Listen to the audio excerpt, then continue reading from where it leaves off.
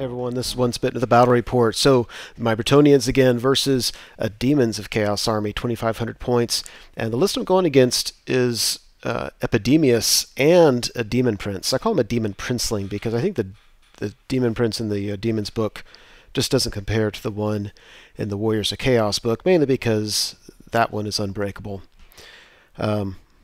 Yeah, so a little bit nervous about that. I know that my list comes in the Swedish comp around a 10.5 or 11, something like that. And I have no idea what this list would come in at, but my guess is it'd be a pretty tough list. So there's this Demon Prince, Mark Nurgle. He's got some greater gift, but he actually wrote it down on his army list and I couldn't read it. Even comparing it with the book, I couldn't figure out what it was. He's got the Obsidian Blade, Lore of Death. Then he's got 2 units of Plague Bearers with the banners you can see up at the top. He's got a Beast of Nurgle in front of one of them. He's got a Herald in each one. And then he's got Epidemius. Then he's got a unit of 2 Beast of Nurgle, then 1 Beast of Nurgle, then a Soul Grinder with the Mark of Nurgle, and then a unit of Harpies with the Mark of Nurgle. And this is, I've played a game against Epidemius before, but I didn't really get a sense for what he could do. So I kind of like the opportunity to see, what it's all about. So we've got 2 trebuchets on the right, then I've got my level 4. I decided to not put her in a unit because I plan on just 6 dicing Amber Spear at the Demon Prince, and I don't care if she blows up. If I can kill that thing, I will make the trade, and I didn't want her taking a lot of knights down with her. So Knights Errant, then 1 unit of Knights of the Realm with War Banner, more Knights of the Realm, that has 2 characters in there. My Grail Knights, my Damsel is behind them. Fast Cav, Bowman, Peg Knights. And Vanguard looks like that. And we go to Demon's turn 1. He moves up fairly aggressively. Not really aggressively with the Demon Prince. I have to admit, at this point in the game, when I was thinking the Demon Prince, I was thinking it was the Warriors of Chaos Demon Prince, and I couldn't believe he didn't just fly up 20 inches in front of anything, and what does he care? But yeah, you have to be a little more careful with this one. There's that. And what the rest of the board looks like. During the magic, he lets a small magic missile go off at my fast cav, and I just let it through. I'm thinking, yeah, whatever, go ahead. And then he starts, okay, the tally is at 4 after he kills 4 of them. And I'm like, oh, that's right. I'm just feeding him cheap and easy wounds so he can get his Epidemius count going. Okay, so lesson learned. Don't just throw chaff out willy-nilly against Epidemius. Bretonnian turn 1. I don't move up aggressively. I kind of accordion up a little bit. I don't know if that's the right term. Stair step up, maybe. I want my right side up further than my left. I don't want him charging me. What I tried to do on this turn is I tried to charge... Well, I charged the Peg Knights into 1 Beast of Nurgle. I know this is not easy, but if I can get a wound on him, even just 1 wound, and then be defensive enough to not take any wounds, it forces a break test, and I might pop him through that. After that, I don't know what exactly I want to do with these guys, but I thought it would just be a nice way to get one of his small redirectors out of the way. I tried to charge the Knights Errant into his Demon Princeling, and they just failed the charge. I needed a 10. I wasn't really worried about it. I figured if I failed the charge, I wasn't going to be much off of where I would have put him anyway. So I'm okay with it. With magic, I think he stopped everything, but I just had a couple dice left, and I cast Curse of Honor here on his Demon Prince because I just didn't want him flying, or he could fly, I guess. He just might take a wound, and I was willing for that to happen. And he didn't decide to do that anyway, so he backs up his Demon Prince. I think he wants the Demon Prince to be able to countercharge, and I think that's a good use for him. I don't think he can handle a lance of knights on his own, even if he does get the charge. On the left, he countercharges the heck out of my Pegasus Knights. I didn't do any wounds to him. He did 1 wound to me, and I won because of Musician, and he stuck around. So now he has a unit of 2 beasts charging the flank, and the Soul Grinder charging in the front, and his other Beast of Nurgle charging to my Fast Cav. I'm not sure why I didn't flee with my Fast Cav. That would have made sense. But obviously I'm really feeding his Epidemius count. Now, really what my plan is I want to get my Heroic Killing Blow character up against Epidemius. That's it. If I can kill him, then this whole model count thing doesn't matter. So it looks like that. His Furies, I guess, tried to charge my bowman, and they just failed to charge. I was really glad, but it wasn't worth fleeing. And there's that charge, and there's that after combat. Yeah, he only did two wounds to me after all that. I felt this was huge because this kind of just ties them up. What would really help is if I can hold them up one more turn, because if I break on the next combat round, that would be my turn. It'd allow him to reform, and he can move on his turn. But if I can last one more, and so only taking 2 wounds was at least helpful. And I think I did a wound this time. So, and then of course my fast cav, the mounted yeoman, easily died, and that panicked the bowman, and it looks like that. And we go to Bretonnian turn 2. So I really can't complain. I got my my Grail Knights with the Flaming Banner, and my Knight of the Realm unit with my Battle Standard Bearer and my Heroic Killing Blow Lord, both got to charge Epidemius' unit, and I think is actually able to crisscross him while I charged, because I wanted my general touching Epidemius, and it wasn't difficult to do that. So I think he has a champion and a herald. So basically, I'm not going to issue a challenge. And if he doesn't issue one, then my Heroic Kalimba Lord just gets to swing on Epidemius. If he does issue a challenge, I'll accept with anybody else. So either way, so he ends up just issuing a challenge with Epidemius, so at least he only had my Lord hitting on him, instead of my Battle Standard Bearer and 3 Knights of the Realm as well. So that's what's going on there. I rallied the bowman. I didn't try to do anything with the other 2 Knight Lances. I decided I just wanted to have them in position where his Plague Bearers couldn't really charge them, and they can provide some support if needed. There's that. It felt pretty epic, to be honest. More views of the board, and I 6 dice Amber Spear because that is my brilliant strategy for the game, and I get an Irresistible Force. I think I take a wound, or whatever happens, it's just not a big deal, and I wound him, I get past his ward save, and I roll 4 wounds, which is how many wounds he has, and the Demon Prince goes down. That takes a lot of pressure off. That takes a lot of pressure off. He had 5 attacks, very high weapon skill, and no armor saves. He would have made a mess of knights. Oh, I have to go back up. So my opponent wanted me to point out this. His biggest frustration with demons is they don't have access to a Dispel scroll, because really any other army out there probably would have taken a scroll and this would not have happened. And it's hard to disagree. Drop a Trebuchet Rock on top of this unit and kill some, I think 4 or 5 maybe. Arguably, if he had had a scroll and if I still rolled a direct hit, a Trebuchet would hit the Demon Prince and everything would have happened just the same. But who knows. I'll take a few off that. That's fine with me.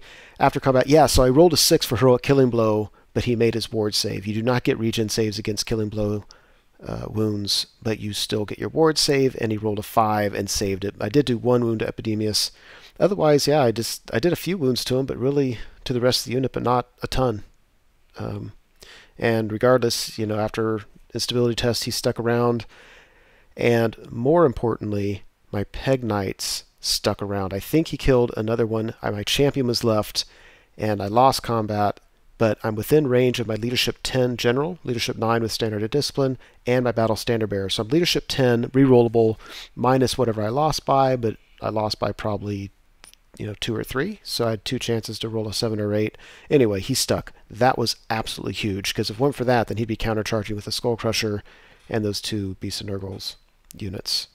So Demons turn 3. If you look on the top left, he's my champion sitting on 1 wound. He's my hero this game, holding up those 3 units. He countercharges my Grail Knights in the flank with those Plague Bearers. I'm really nervous about this. It's not the end of the world. If he breaks me in combat, I should be able to get away with Swift Stride, and then I can countercharge with both my other Knight units. And he's only strength 4, and I'm not easy to wound, but yeah, that's a little nerve-wracking. So anyway, one thing that I'm in danger with now too, though, is my level 4 is sitting out here in the open, and he's got a bunch of Harpies or Furies or whatever they are.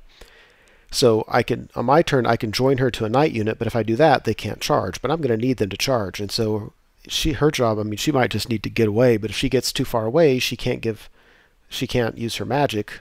She has Lore of Beasts, and usually you need to be within 12 inches, like if you want to give Savage Beast off on, I don't know, your Heroic Killing Blow General. So real tough decision about that. There it is. This is me taking the picture nervous. Very, very nervous. And after combat, it looks like that. Yeah, he finally killed off the Pegasus, the champion of the Pegasus, but he's a kind of a little too late in the sense that now I get my turn, and then on the following turn he can charge in. You can see he killed 1 or 2 Grail Knights, but that's really it. My general did not kill Epidemius, didn't even do a wound to him this time, and we all just stick around. So Bretonnian turn 3. Yeah, so the 2 Knight Lances in reserve come charging in, and everybody's going to get to attack because he is 4 deep and I am 6 wide. And so from this angle it doesn't look like it, but all of those knights are going to get to hit. Oh my gosh. Yeah, that was huge.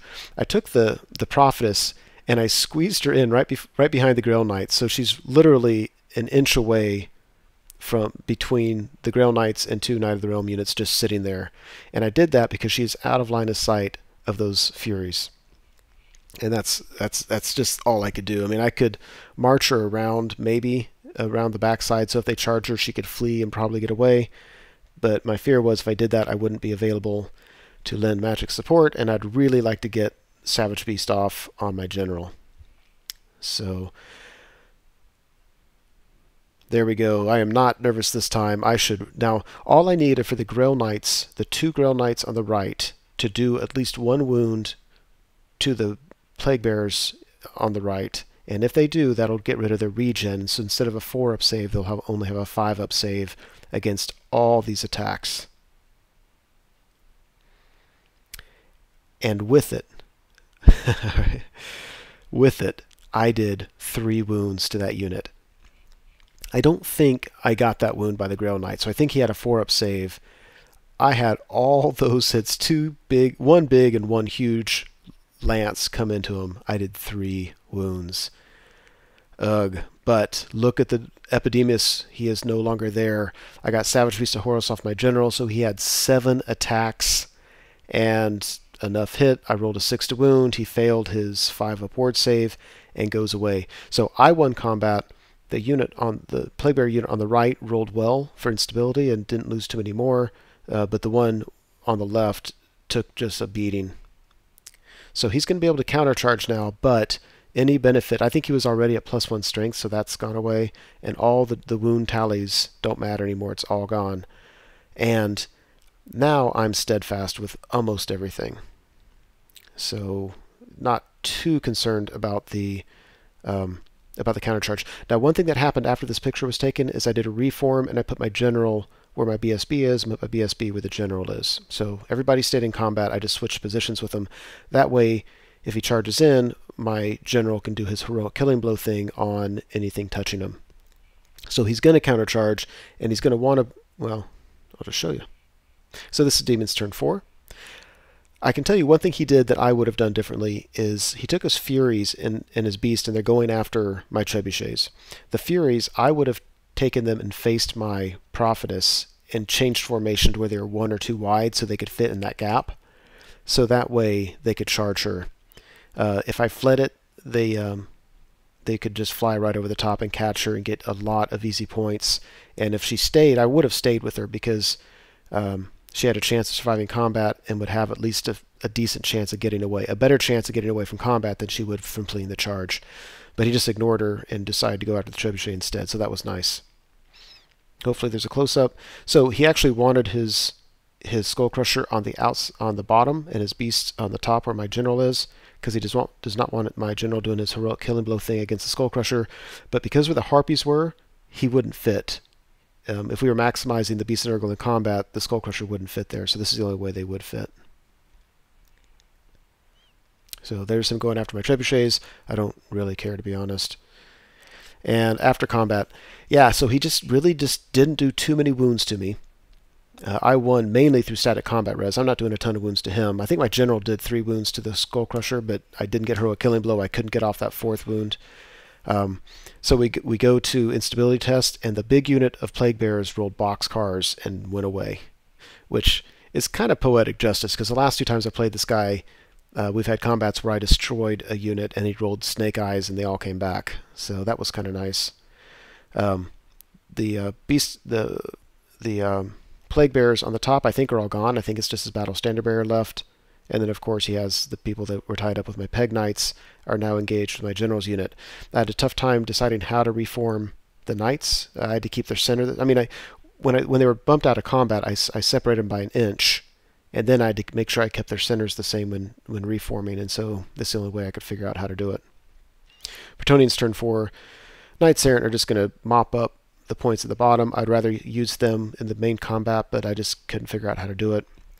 The other knights charge it in help because they have the war banner, and that's just 1 more to pop them. I don't plan on doing a lot of wounds here. It's mainly through trying to get combat res. Anyway, there's that. And after combat, it looks like that. So the Knights of the Realm killed the 1 Beast of Nurgle. They are now out of combat. They would have been in combat. I tried to get them in combat, but it just wouldn't work. So they're technically out of combat. So what I do is I actually reform them at a slight angle after this. Yeah, General still couldn't kill the Skull Crusher. Everybody's sticking around, like you can see. And, of course, we easily kill the Furies, overrun into the Beast. I plan on killing him through combat res. So Bretonnian... Yeah, this is the end of Bretonnian turn 4. That's what it looks like. So, nothing to do on his turn. So, after combat, it looks like this. So his Skull Crusher gets killed. I don't know if I got killing blow or not. He only had 1 wound left, so he's dead. So everybody's out. There's now kind of 2 separate combats. So we have the Grail Knights with his battle standard bearer, which is kind of tough. I just need to win combat and have him roll badly on his instability test. But he's issuing challenges now, and my Grail Knights, I feel like I kind of need to accept so I can keep my ward save, and so he's just staying alive. The other knights reform, so at least he doesn't have a flank. We go to... Oh yeah, and his Beast of Nurgle easily dies. So on my turn, I just charge in the War Banner unit. During the magic phase, I get Savage Beast off again. I got the Curse of Anhir off on his Battle Standard Bearer. Again, what I'm trying to do there is to keep him from doing wounds to me so that I can win combat, force instability test, and hope that he rolls badly for it. Which is actually what happened. I think he did. He must have done 1 wound and killed the guy he was in a challenge with. And I think my guy did 1 wound to him. I don't know what happened. Whatever happened, it looks like that. So, yeah, I'm confused what happened. Anyway, he dies, 1 of my guys dies, and we just end the game there. I don't even know if this is after combat or before with the other beast, but it doesn't matter. That's Bretonnian turn 5. We would still have Demons turn 6, Bretonnian turn 6, and that last beast is going to get killed easily. And the game ended like that. I'll tell you, it was nice to get a win against Demons. I don't remember the last 2 games. I think the last game I lost to him, but again, those instability tests, rolling Snake Eyes, just killed me before, and this time rolling Boxcars saved me. Or at least it certainly helped. Otherwise, it would have been a much longer grind. So, I don't know. I think that rule is kind of fluffy. It makes sense with their backstory, I guess. But from a gameplay thing, I don't like it. It swings things way too much one way or the other. But, I mean, whatever. What I thought about the Demon Prince, that's why I call him the Demon Princeling. I think that the Demon Prince just doesn't worry me all that much. And I'm thinking maybe I've just been lucky against him so far. Epidemius, I can see being a real challenge. I'm telling you, if he did not have the Demon Prince and instead had just a big unit of beasts, that would have made a big difference, because they would just rack up so many wounds, and those guys start getting real scary. One thing I didn't understand is why he put Epidemius in combat. I told him afterwards I probably would have made a small unit of a bunker unit and kept Epidemius behind the lines. I don't see the reason to put him in harm's way when the main benefit he brings is just staying alive. So, but I don't know. I haven't played that list. But anyway, that's it. Hope you enjoyed it.